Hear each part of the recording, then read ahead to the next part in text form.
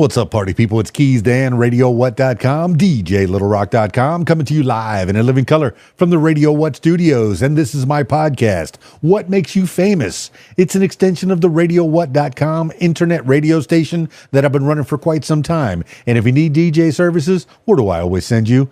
DJLittleRock.com. One more time, DJLittleRock.com. Check availability and get a free price quote, and maybe you could have me at your next event. You know I like to party with the people. The people need to be entertained. Are you not entertained? Let me entertain you. Today on the program, oh my goodness, a little different kind of entertainment. Today, I have David Whitaker. David Whitaker is an MMA fighter, a multi martial art fighter out of Arkansas.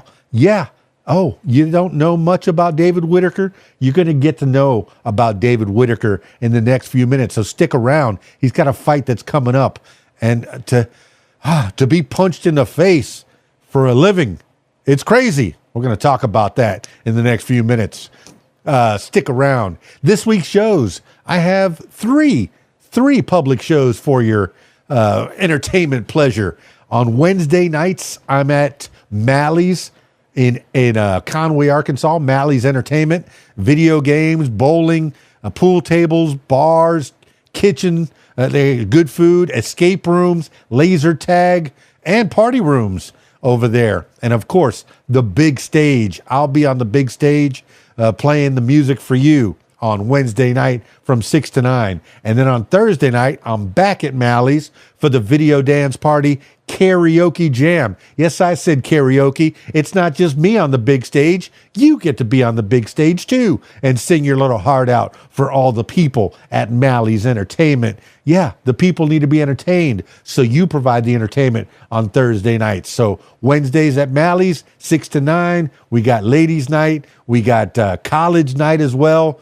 And they got a lot of specials, and I'll be playing the music for you. I'm kind of your human jukebox after a while. I mean, I'll play some good music that I want to hear, but I want to hear what you want to hear as well. And then Thursday night, it's all you. It's all you. It's karaoke night. And then, let's see, on Friday night, I will be at the Rab in Conway, Arkansas. My usual Friday night gig, the Video Dance Party Karaoke Jam. Now, that one starts at 8 p.m. and it goes until 12:30 in the AM. Woo! 3 shows for you. The 2 at Mally's are kind of family friendly. If there's kids, I keep it family friendly. But if there's no kids in the room, hey, man, maybe we'll juice it up a little bit. All right, that's enough intro. Let's get into it with David Whitaker. I want to know more about this MMA. I used to watch a lot of UFC. I got him on Skype, so if you're listening to the audio version of this, I encourage you to check out the video version on my YouTube page, youtube.com/user/KeysDAN. Skyping David Whitaker now. Oh, look at him. He's a pro. He knows a lot about technology. Oh, yeah. How you doing? Oh, it's so good, man. It's so good. Do you have a headset by any chance, or some kind of a Bluetooth microphone possibly? Oh, you are. See, that's why it sounds so much better. The man is a pro. The man has done interviews before. He's done podcasts before. He's a lover. He's a fighter. Mostly a fighter, mostly a lover. I don't know. You tell me. Give the people an idea of who you are. First of all, hi, KeysDAN. Nice to meet you. How you doing, man?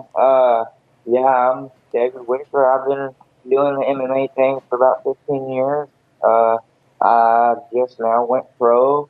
I wanted to, this time over, I wanted to do it right and join a gym. Shout out to Without Limits and baseball. Wait a minute. You've been doing this for 15 years. Man, to me, an old man of 54, 55, whatever, I don't remember how old I am. Isn't that funny? That's what happens when you get older. Birthdays just don't matter anymore. But you said you were doing this for 15 years. You look about 15 to me.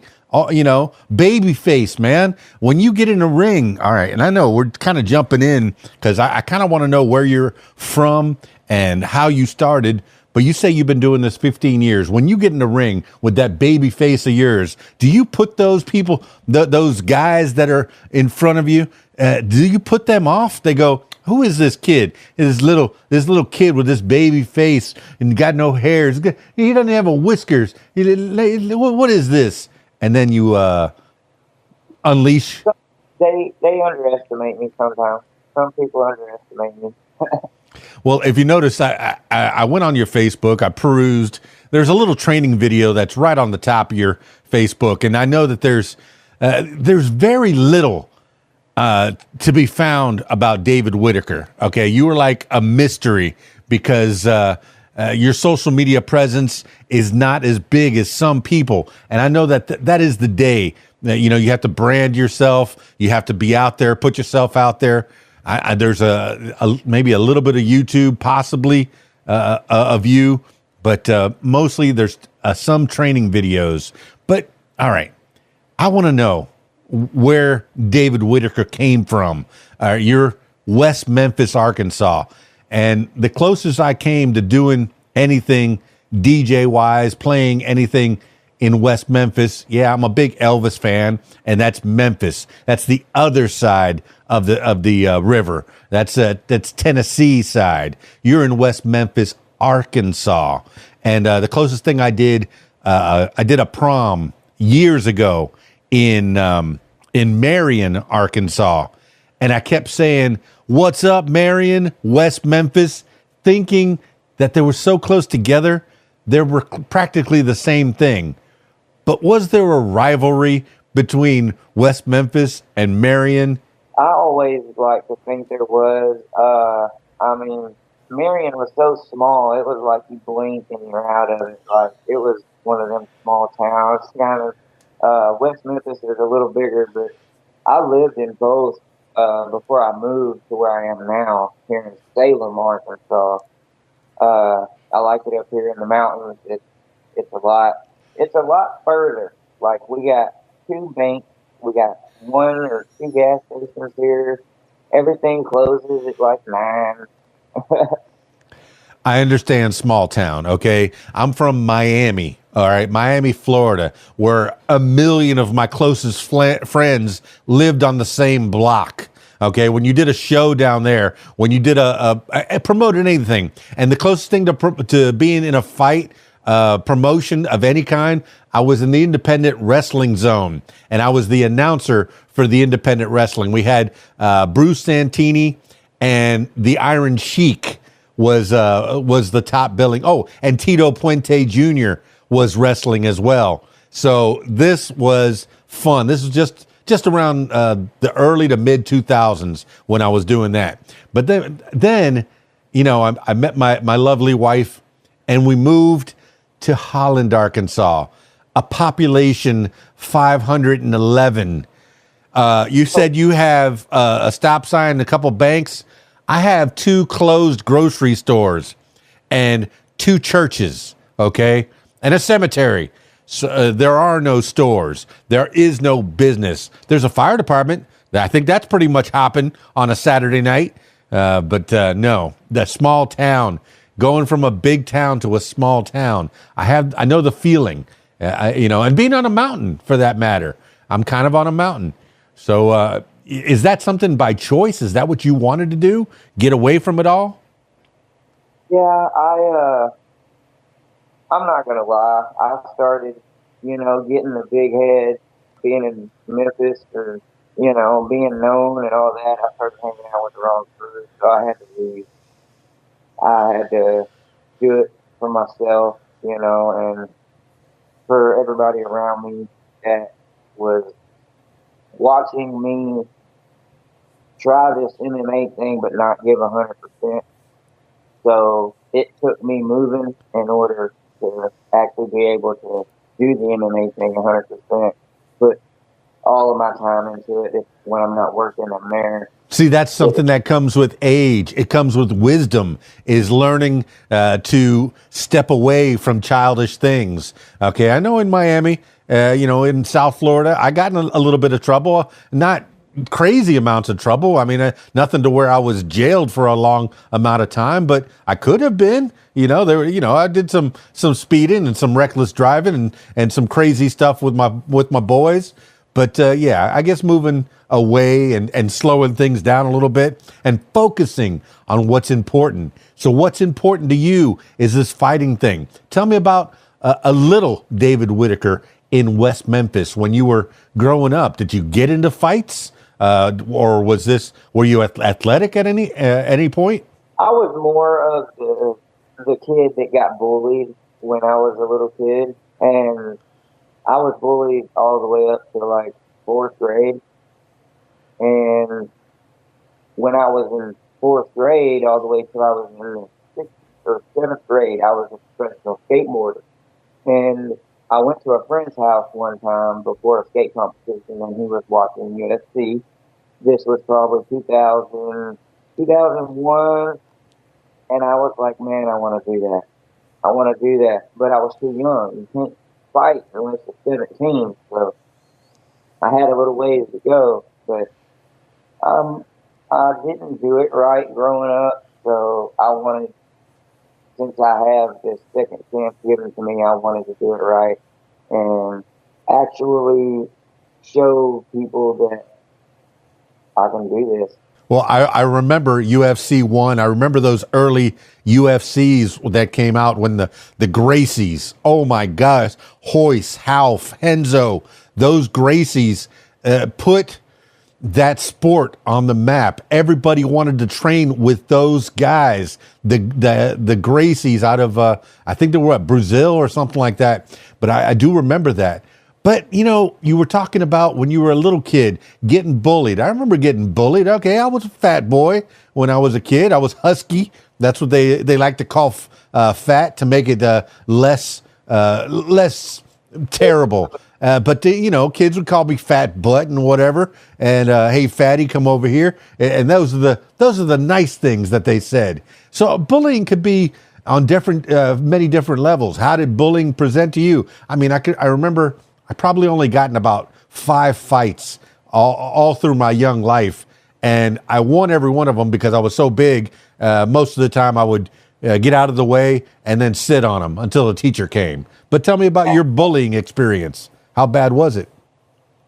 Honestly, it was really because I was the shortest one in class, but I was the oldest one in class, kind of thing. And now that I'm 32 and I'm still under 5'9", I'm still short. I'm like 5'6". Okay. But I was short and I was real quiet. I really didn't, I really wasn't sociable when I was a kid. I was a book nerd.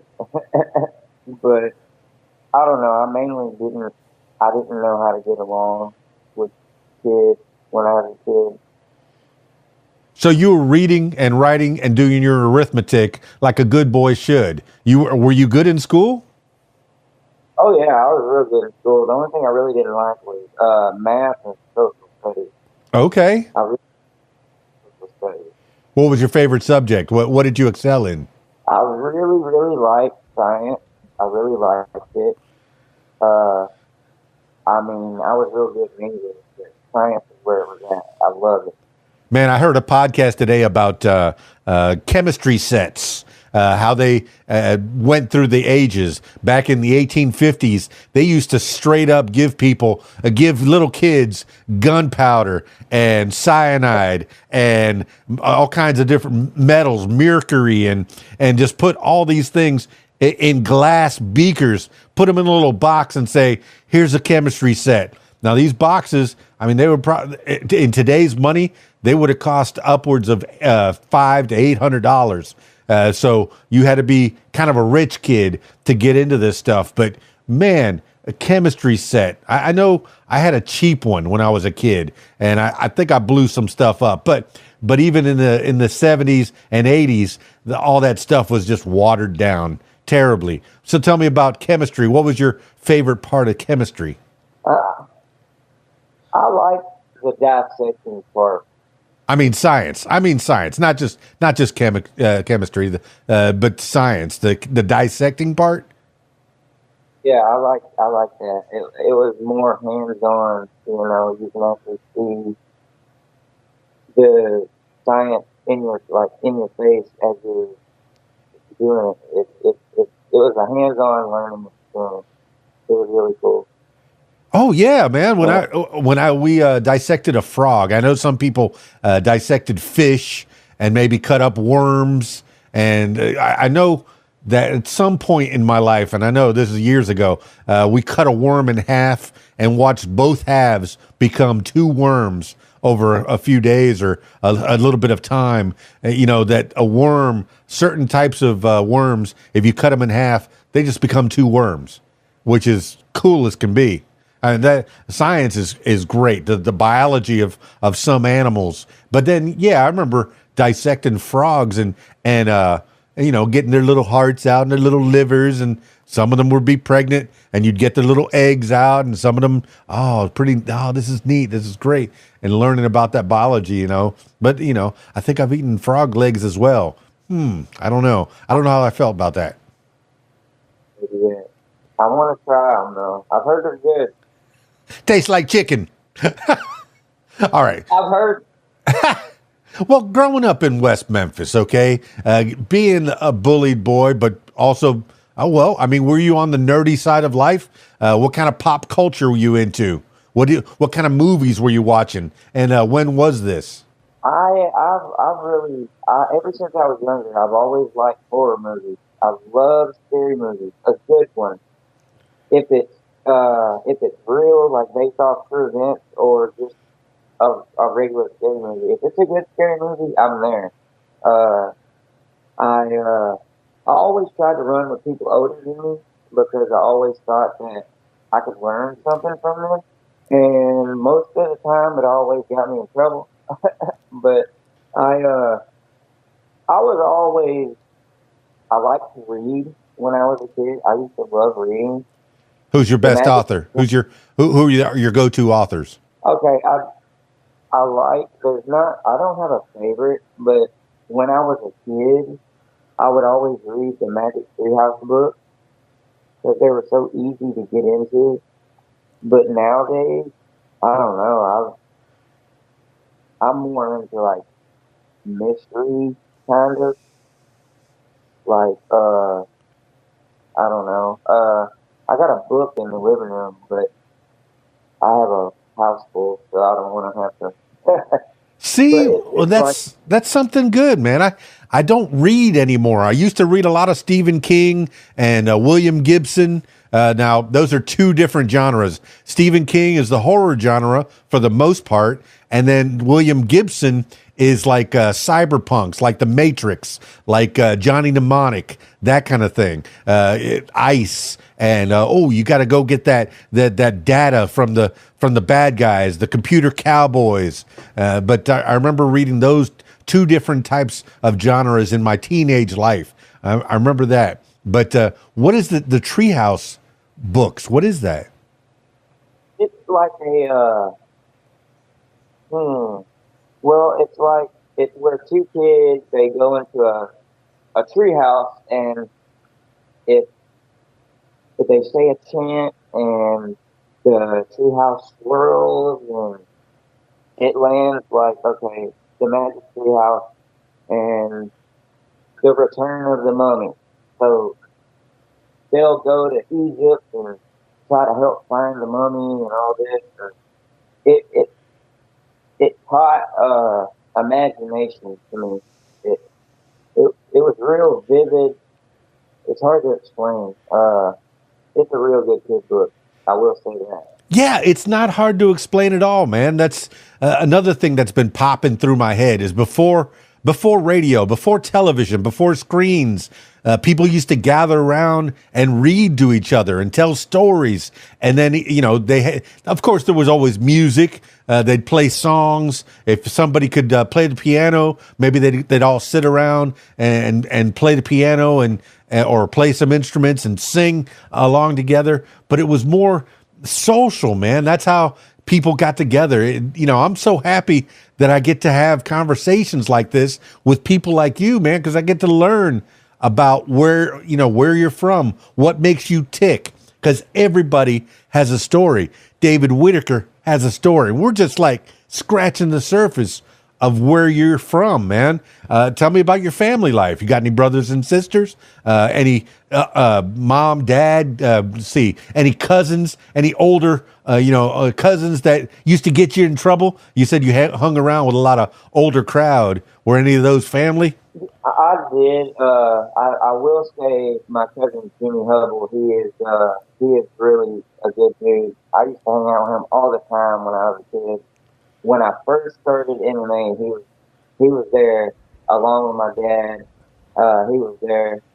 My dad's only missed one fight, but when I was a kid, I was mainly a family kind of little kid. I would try to stay in my family. I really didn't want to go too far from my family, so I really didn't have that many friends. But the friends I did make, I tried to hang out with them. As I grew up, I got into skateboarding, and that's when I started hanging out with the wrong crowds, and I didn't realize it until I was about 40. I don't know. I was living in a storage unit with my girlfriend, freaking worrying what I'm going to do the next day. So I broke her down, and I got a better job at a factory, and I just, I worked on myself each and every day, and I'm proud of what happened that made me what I am today.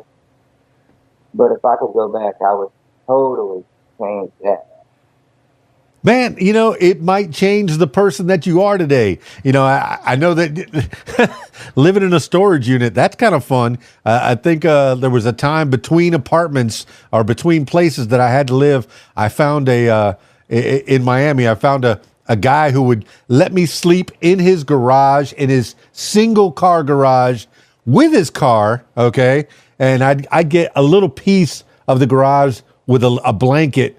And he goes, yeah, give me $300. You can sleep there for a couple days. Really? That's what. All right. I guess that's where I'm at right now. But you survive. Okay. You survive that time of your life. But, all right. Tell me about training. Okay. Thinking about talking to you, I was thinking about the martial arts training that I've done over the years. Okay. When I was a kid, before I was even 10 years old, I was doing karate, USA Goju. I got a yellow belt in at least 10 different styles. But I remember the first fight, and I was probably 9 years old, USA Goju, the first competition that they put me in. I'm a white belt. They put me in with a black belt who was a full head taller than I was. The kid punched me in the face. I was done. He knocked me out. Boom. Okay. I guess this is it. That was my first competition. And I've had a few little competitions since then, but nothing made the impression of that one. Tell me about you growing up, and you watched the fights, but how do you get into the fights? Where's your training start? Okay. I found a little loophole. When I first started, I was training with Brickhouse MMA in Paragould, Arkansas. And my first fight was October 23rd, 2010 in Thirsty, Arkansas. It went pretty good, but they put me up against a guy that was like way taller than me. He was like 6'1", and I was my little old 5'5" self. It's on YouTube. It went okay, and then years down the road, I fought a couple times. After that, I fought a guy named Sweet Baby Ray Allen. What year was this? This was, oh wow, I want to say 2011. Yeah, we got a little bit of timeline now. Okay, got an idea. And I called him out because everybody was not wanting to fight him because he had the title. I was like, he's short. I'll fight him and I'll beat him. Well, that You cut out of me for a second. All right, you fought him and you beat him and what? uh, he he beat me, Ooh, but what happened was is I think that I disrespected him by calling him out like that. So I learned to respect other people on a higher level than me. So from then on, I was like, okay, I want to fight people better than me to know what I need to work on, but I don't want to call them out because I don't want to disrespect them. So I found a loophole, and I just everybody that they would lose to or they would beat, I would beat them. okay. No, from what I understand in the fight game, it's a progression. You have to start, small. You have to start low. Fight people that are on your level, and slowly, like a video game. Like people. But I got to relate to my listener that's probably playing video games. You got to fight Glass Joe before you can get to the boss. You got to fight the little guys. But I remember in my journey, and I've done Hapkido and Taekwondo and Aikido and Filipino Cali, which is triangles and sticks. But I mean, okay, I did the Hapkido, which is kind of a grappling where you grab wrists and twist them around, and the Aikido is kind of a using their force against them. If they're coming at you, you kind of move aside and like a bullfighter, ole, you let them hit themselves. What kind of MMA training?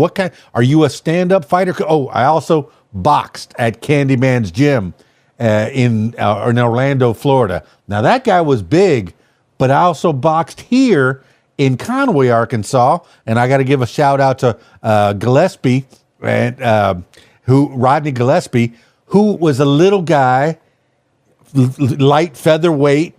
They called him the Chicken Man. So fast. But if you look at some of the pictures on his wall, he is with some of the greats, man. Just fight after fight after fight, and all these fighters and all these promoters and all these famous people on his wall that he's met over the years. So being a little guy is not a bad thing. But you've already kind of let it flip. I was going to ask you, are there weight divisions in MMA, or is it anything goes? Yeah, there is. Now, as you know, when UFC first started, there was no weight class. But now, the weight classes, they start at 125 pounds, and they go to 130, 135, 145, 155, and then all the way up to 265. And I've always tried to fight in the 125 up to the 135 pounds. But I love to fight in the 125 pounds because I'm a lot faster. I can move better. I'm more sharper.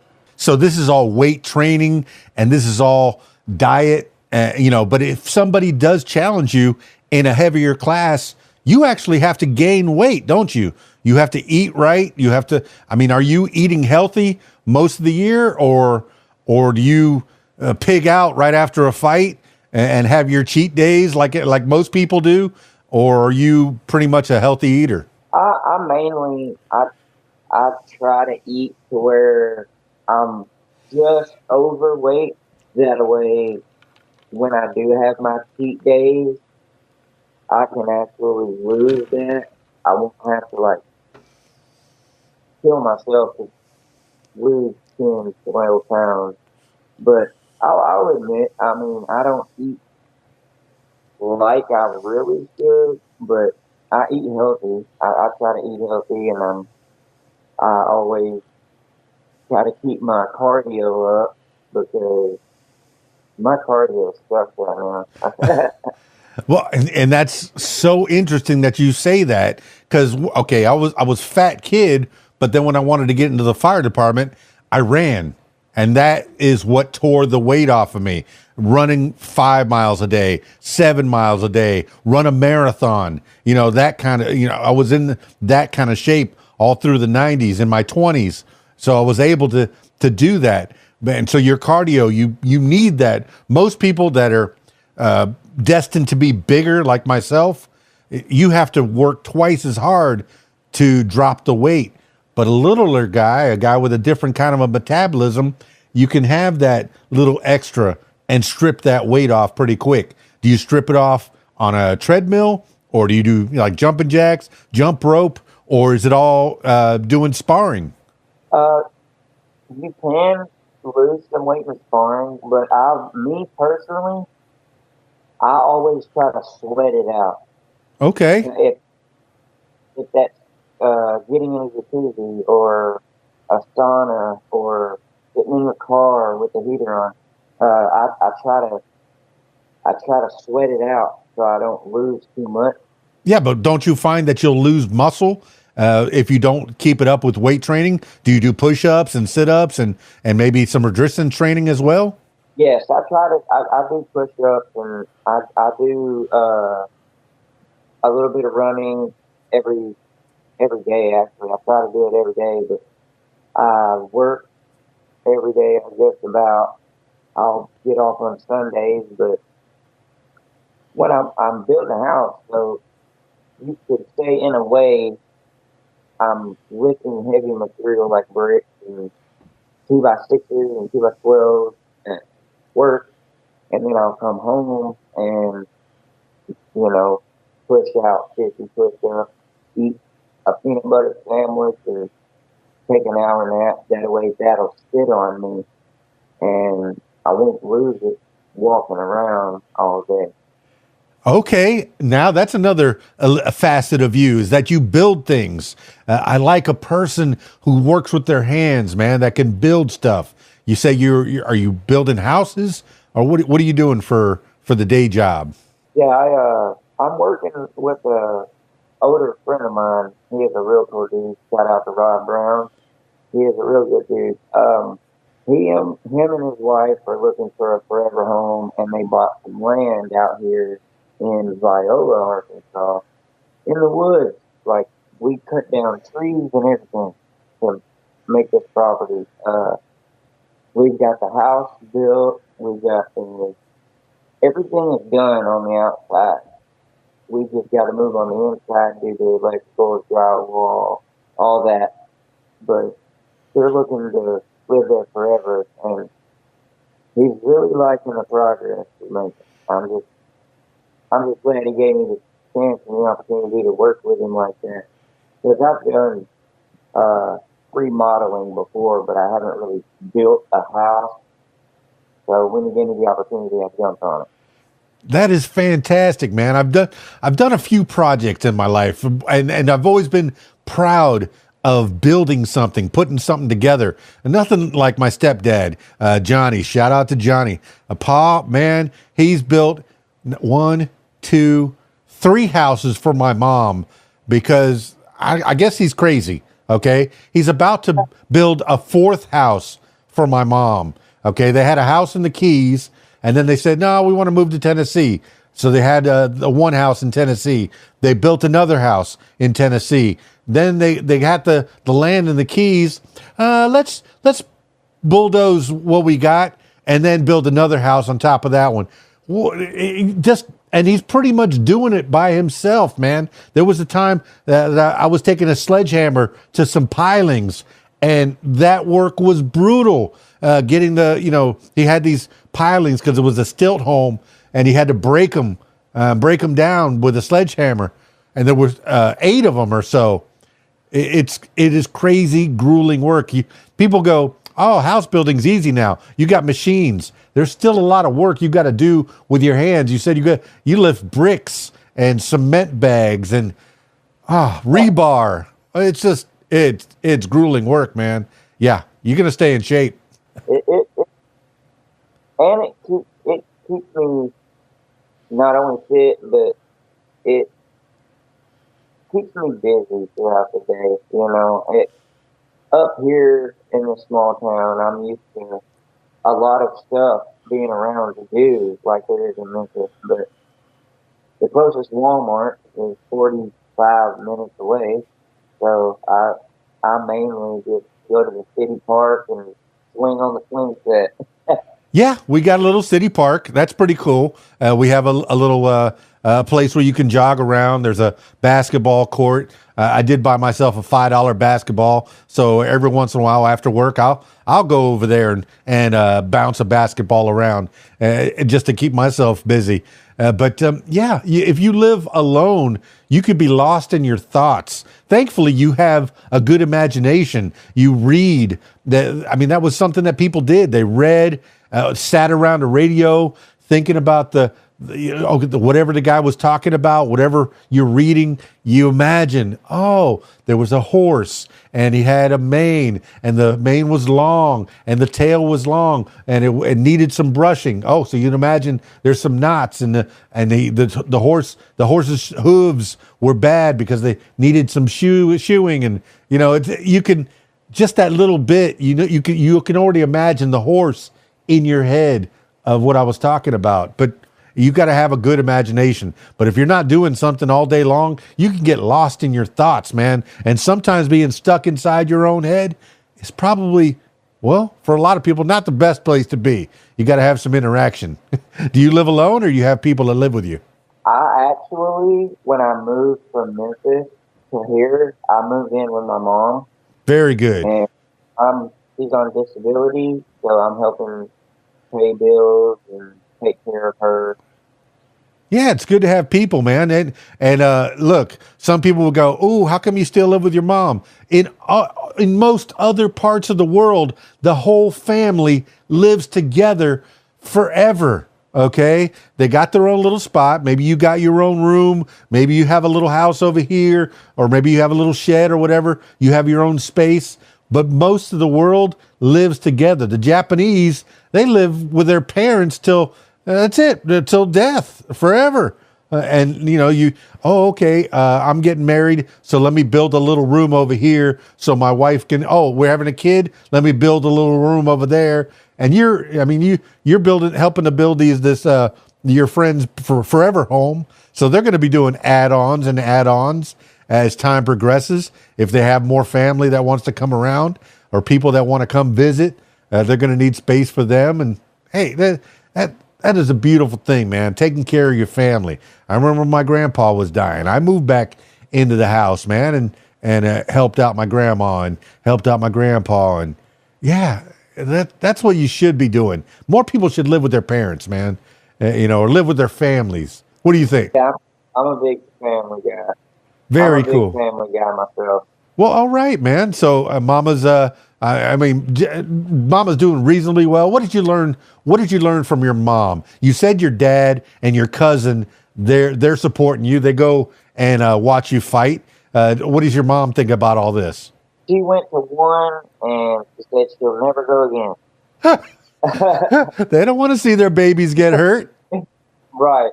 I mean, she supports me. It's just she don't like seeing me get beat up or beat on. No, man. Okay, so you said 2011. We're still back there. 2011, getting your butt whipped by this guy you challenged. That was you got to face it. The guy was a better fighter. He was more seasoned. He had a few more wins under his belt. So after that, you figured out, hey, let me start slower. Let me slow down a little bit. Start fighting some people. I mean, were you training like in a real place, or were you training on your own? Were you using YouTube videos? What's your training regimen from 2011 to now? Well, honestly, I actually moved from Paragould to Jonesboro, and then I moved from Jonesboro to West Memphis, and that was 2015 when I moved to West Memphis. And I don't know if you've heard of it before, but there was an organization in Memphis called D3 Fight, and that's where I actually started my hardcore MMA, fully committed. I'm into it now. I started going to fight again, and I got in touch with this one guy. I started training at the Hit Lab, in Memphis, Tennessee, and I took a couple fights. I lost them, and I got to where I was like, man, I think I'm gonna quit. So I quit for a couple of years. I kept having people offer me fights, but I never took them. But when I moved out of West Memphis in 2022, and I moved up here in Salem with my mom, I got an offer I couldn't refuse. So I took the fight, and I took it without training just to see where I was at. And I took a knee to the face. So I was like, well, I need to train to look for that. Yeah, knee to the face will teach you every time. No, I don't want a knee to the face ever. Okay, I took a punch to the face and I had headgear on. I didn't like it. Okay, I don't like punches to the face or the body or anything, man. I remember in Taekwondo. Okay, now there is training that needs to be done. You could punch a bag. You could spar with other people. I've seen the video. You spar with other people. You look tough as nails, man. Okay, it made me think of Brad Pitt in the movie Snatch. Have you ever seen that movie? The guy was a bare-fisted, bare-knuckle fighter, and he looked ripped, tough as nails. Have you seen that one? Yeah, I've seen it. Yeah, it's a good movie. Oh my gosh! And he had this crazy Irish accent too. That hey you, it's just But when he was fighting with this dude that was heads taller than him, he had no fear in his eyes, and he just took one to the throat. Done. That's it. I mean, but okay. I wanted to know. This is a tough way to make a living. I know some people. I've watched a few fights, man. I like stand-up boxing. That's pretty cool. I like watching Muay Thai. I like watching, MMC, UFC, those kind of MMA fights. I like that. I like watching fights, man. But to be in it is to do it as a hobby and then possibly do it as a living to where you can make money and put food over your, food on the table and a roof over your head. You got to be some kind of crazy lunatic to want to get hit for a living. I mean, is it making sense? Is the balance to where I get a hit to the face, I make $20? Are you making a living doing MMA, or is it still training? Are we still in the hobby, in the training phase?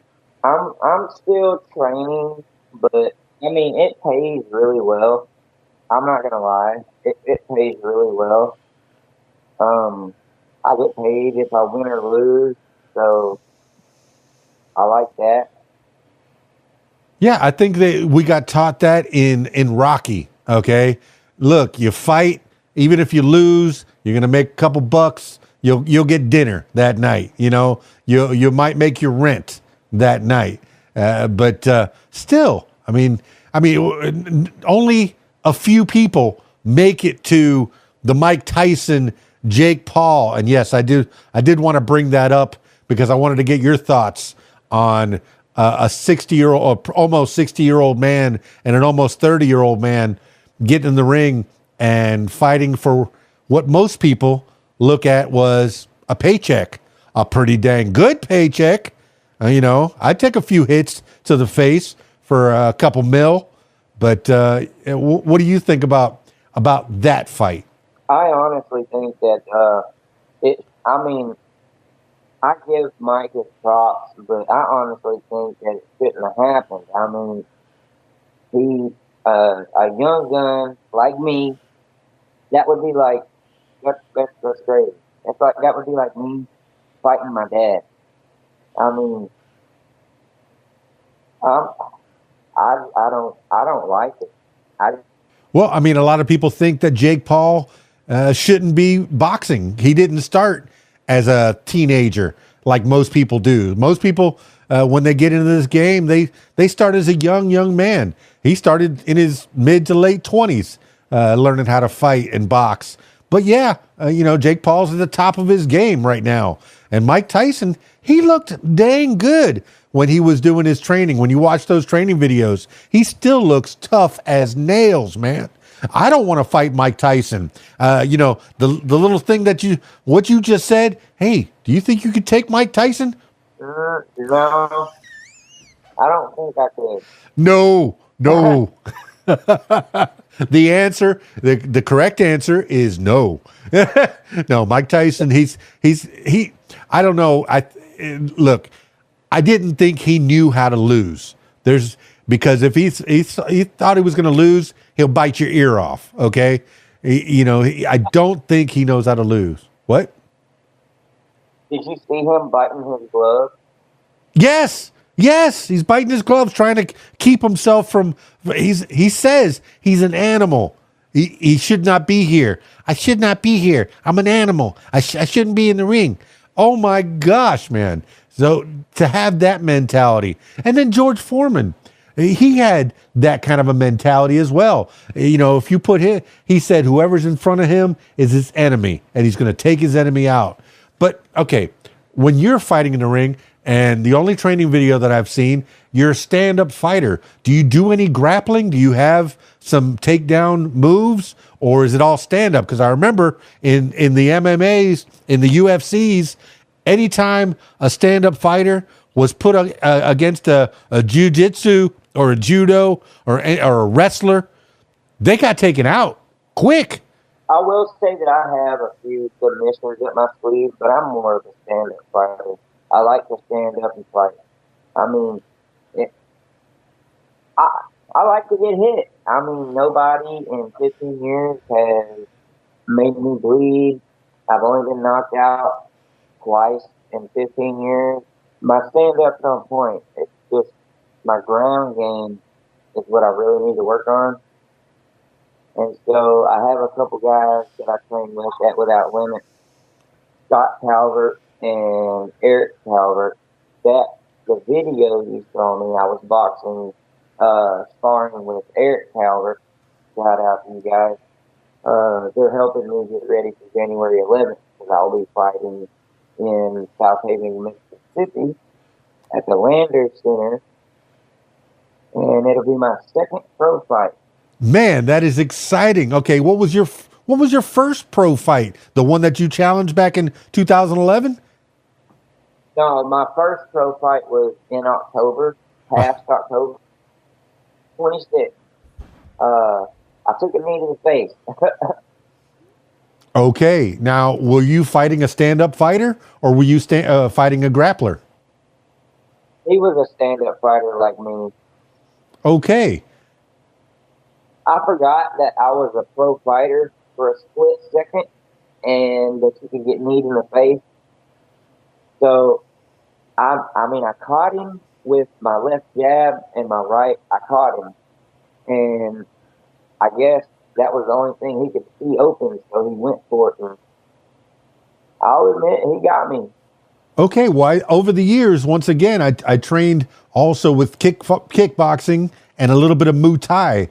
So you talk about your knees and your shins and your ankles and using like the inside and the outside of your leg. How are your legs, man? You say you're good at the punches, I can tell, but how are your legs? Are you good at the kicks?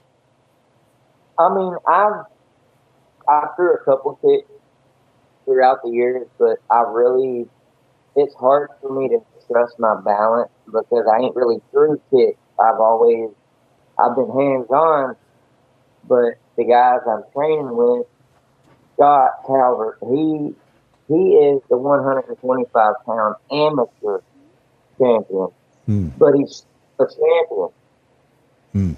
And brother, he fights for PSA, LFA, organizations like UFC. So they're helping me with my kickboxing and how to pivot and get my movement just right for January 11th.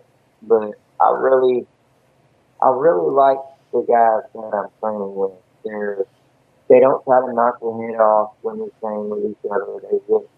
They love chatting each other, you know.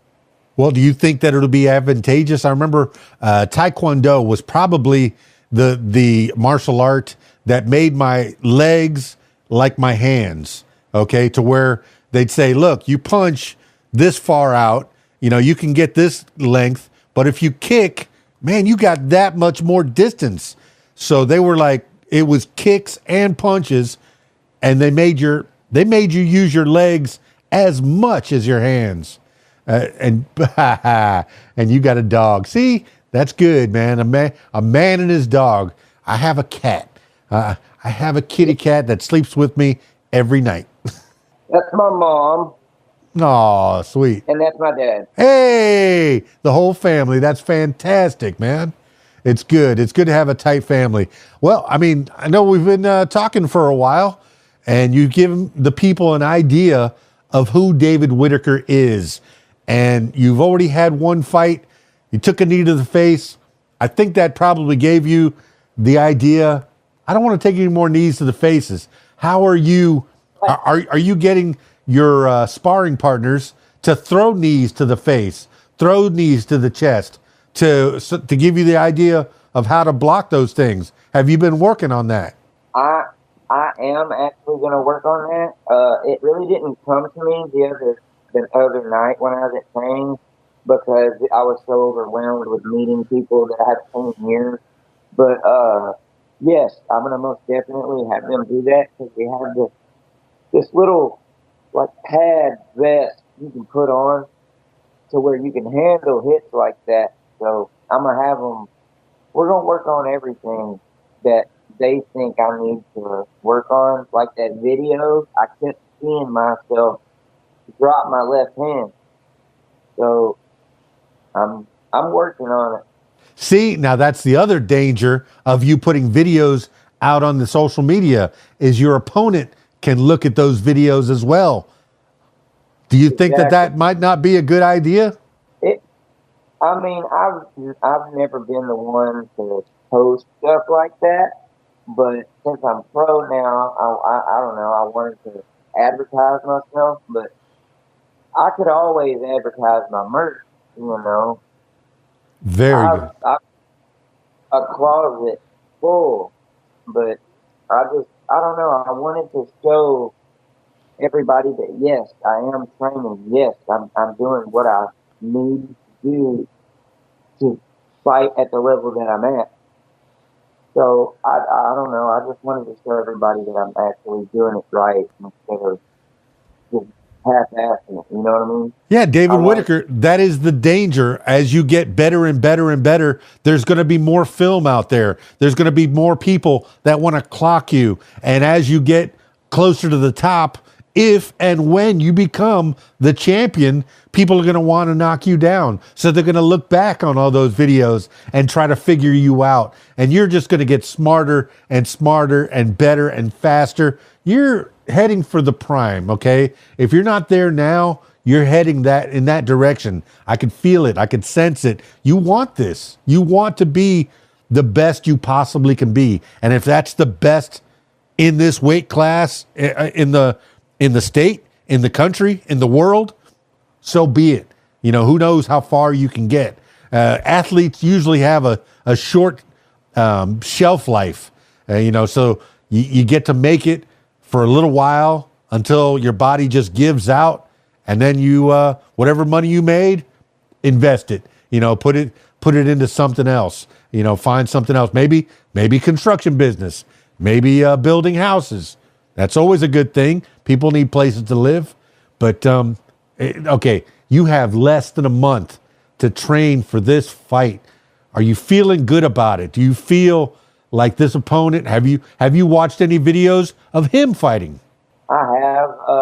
I watched 3 of his. I think he's got like 5 or 6, but the other videos of him in Taekwondo. But his MMA fight, I feel like I've got it because I feel myself that I'm faster than he is. He's lost his last 3 fights.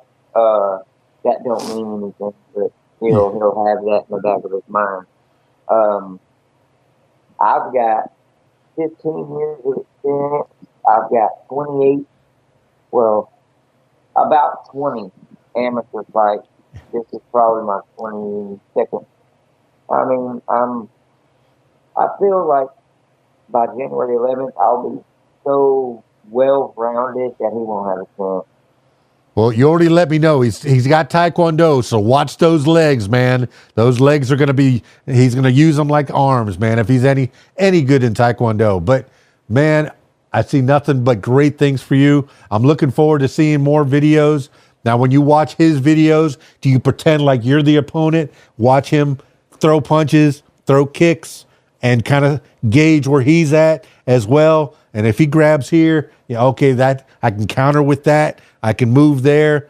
Oh, that's a nice thing about video. Like, I really do that sometimes when I'm alone. Oh, yeah. Man. Yeah. Hey, if you watch Rocky, I think it was Rocky 5 where he had Tommy Gunn was in that movie, and he's fighting with him. He's watching the fight, and he's I don't know if you heard me. I think you cut out, but Rocky 5, Tommy the Machine Gun is in that movie, and Rocky's training him, but then he's watching the fight and he's kind of fighting with him, stick and move, mirroring everything.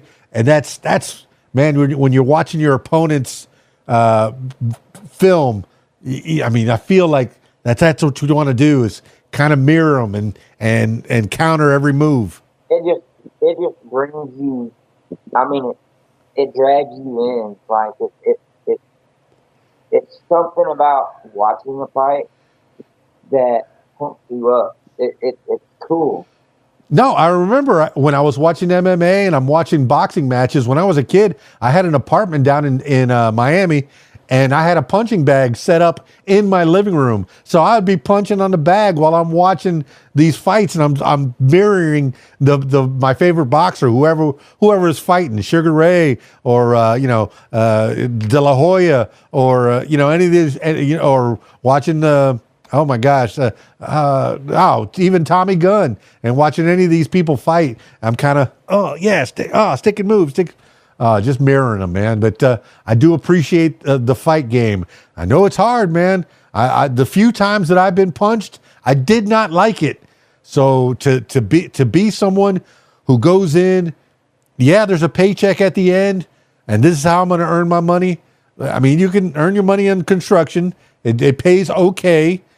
But in the entertainment business, and that's what this is, the entertainment business, the money can be good, but the work's not steady. And sometimes it's rough, man. So take a punch to the face and make that house payment, bro. All right, my man. Hey, I look forward to talking to you again, man. Maybe we'll talk after January 11th. Tell the people again, January 11th, where you're at. January 11th, it'll be at the Landers Center in Southaven, Mississippi. Grab y'all's tickets to Danny Shell on Facebook. Shout out. He will take care of y'all, and I hope to see y'all there. Now, do you have links to the place to make to buy tickets on your Facebook? And where can people find you? You can find me on Facebook. I do have an Instagram, but I have to get into it. But I do have an Instagram. I mainly do Facebook. It's weird, but you can hit me up on Facebook, or you can shoot Danny Shell a message, and he'll get you some tickets. That way, you won't have to pay the Ticketmaster fee online. If anybody wants any merch like this, or I have a black hoodie,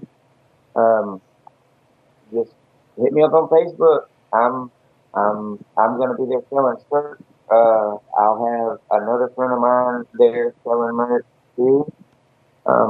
It's gonna be a good night. I know y'all ain't gonna want to miss it. See, that's the way you can support your favorite artist, your favorite boxer, your favorite entertainer, your favorite person. You can support them by buying some merchandise. And that, man, that helps a lot. Hey, make sure you send me those links, and I want to put them in the show notes right below. That way people know how to get a hold of you and how to get a hold of some of that sweet merchandise. All right? I can do that, certainly. All right, bro. Hey, I know you're friends with CJ Wallace, and You can call it. yeah, and I guess you might be one of the underdogs rising. Yes, sir. All right, my man. I always end these things off with last words for the people. This could be words to live by. This could be something you heard a long time ago, maybe a mantra you wake up with, or just whatever pops into your head at this moment in time. David Whitaker, give the last words for the people. Don't let anything come in between your dreams. Always chase your dreams, and if you put your mind to it, you can do anything. I am proof of that. And CJ Cody Jean Wallace, I want to thank you for supporting me, because he has supported me through everything, and I want to make sure I give her a shout out. But yes, if you put your mind to it, you will more than likely succeed in whatever you put your mind to. Oh, man, there you have it, party people. David Whitaker. Find him on Facebook, amongst other things. I got the links, all the links that he sent me. I put them there in the show notes. It might just be his Facebook. Hey, if that's where you want to be, that's where you want to be. That's where you put it out there. A lot of entertainers have broken it down to just one thing, either just Instagram or just TikTok or just Facebook, just to make their life a lot simpler, okay? Or just a website, either way. But find him on the Facebook. Get all his links. Check out that training video. The man's good. I think he's going to be fun to watch on January 11th. Exciting. I don't know if I can make it, but hopefully I can check the video out. Maybe he's going to have that as a pay-per-view or sell that. And then the merchandise. If you want to support this young man, you can support him by buying some merchandise. Get the merch. Get the merch. Put a little DW on your chest, on your lapel. He's got a nice logo that you could sport around in. David Whitaker, thank you so much for being on the podcast. I appreciate it. That's it for this edition of What Makes You Famous. Now, if you, yes, you, turning my attention to you, if you'd like to tell your story, I encourage you to give me a call, 501-470-6386, or email KeysDAN@AOL.com. That's it for me. It's KeysDAN, RadioWhat.com, DJLittleRock.com. Peace. I'm out of here.